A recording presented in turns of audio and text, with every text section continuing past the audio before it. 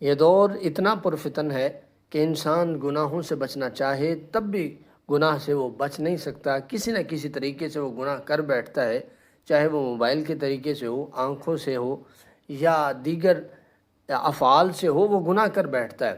لیکن انسان یہ چاہتا ہے کہ میں گناہ کو چھوڑوں، لیکن وہ چند دنوں بعد پھر وہ ایسے ہی کر بیٹھتا ہے۔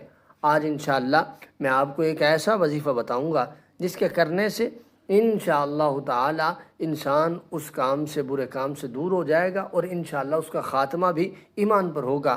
کرنا کیا ہے؟ کرنا صرف اتنا ہے کہ ہر نماز کے بعد واللہ الرحیم اس کو 7 مرتبہ پڑھنا ہے۔ اول آخر درود پاک پڑھ کے ہر نماز کے بعد 7 مرتبہ اس کو پڑھیں۔